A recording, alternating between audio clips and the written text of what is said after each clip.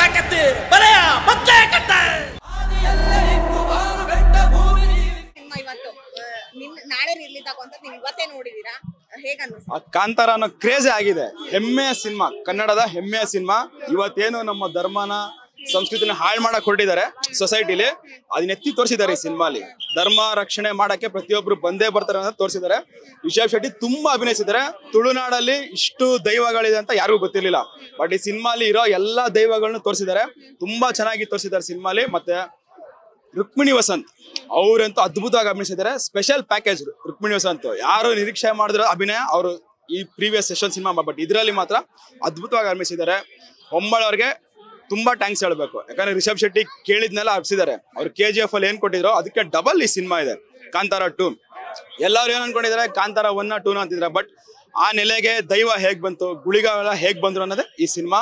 Last ಒಂದು 20 minutes ನೀವು ಕಾಂತಾರಲ್ಲಿ ಏನ್ ನೋಡಿದ್ರೆ ಅದಕ್ಕಿಂತ ಎಕ್ಸ್ಟ್ರಾರ್ಡಿನರಿ ಆಗಿ ಈ ಸಿನಿಮಾ ಇದೆ.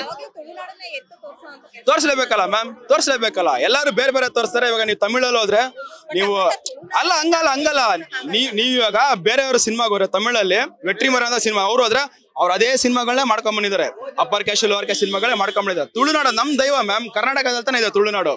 ಅದನ್ನೊಂದು ತೋರಿಸಿದ್ದಾರೆ ಜನಕ್ಕೆ. ಯಾರು ಬೆಂಗಳೂರು ಸಿಟಿಲಿ ಇರೋರಿಗೆ ಯಾರಿಗೂ ಗೊತ್ತಿರಲಿಲ್ಲ ತುಳುನಾಡು ದೈವ ಅಂದ್ರೇನು, ಕೋಲ ಅಂದ್ರೇನು ಅಂತ ತೋರಿಸಿಲ್ಲ.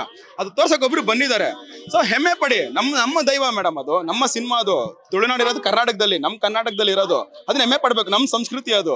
ತುಂಬಾ ಚೆನ್ನಾಗಿ ತೋರಿಸಿದ್ದಾರೆ. ಯಾರು ಟ್ರೈ ಮಾಡಿರ್ಲಿಲ್ಲ ಇಷ್ಟು ವರ್ಷದಿಂದ. ತುಳುನಾಡು ದೈವ ಎಲ್ಲ ಆಯ್ತು, ಯಾರು ತೋರಿಸಲಿಲ್ಲ. ಒಬ್ರು ಬಂದಿದ್ದಾರೆ ತೋರ್ಸೋದಕ್ಕೆ, ಅದನ್ನ ಖುಷಿ ಪಡಿ. ಈ ಕ್ಲಾಸ್ ಕ್ವಶನ್ಸ್ಗಿನ್ನ ಸಿನಿಮಾ ನೋಡಿ ಎಂಜಾಯ್ ಮಾಡೋಣ. ಅಷ್ಟು ತುಂಬಾ ಚೆನ್ನಾಗಿದೆ. ನೀವು ನೋಡಿ, ಸಿನಿಮಾ ಅದ್ಭುತವಾಗಿದೆ.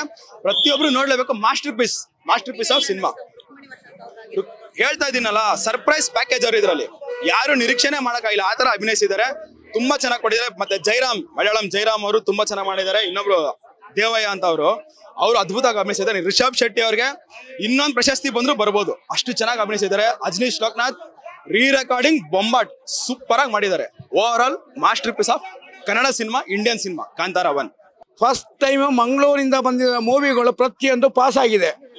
ಅದಕ್ಕೋಸ್ಕರ ನಾನು ಮೊದಲನೇ ಕಾಂತಾರ ನೋಡಕ್ ಬಂದ್ವಿ, ಅದು ಓಕೆ ಆಯ್ತು.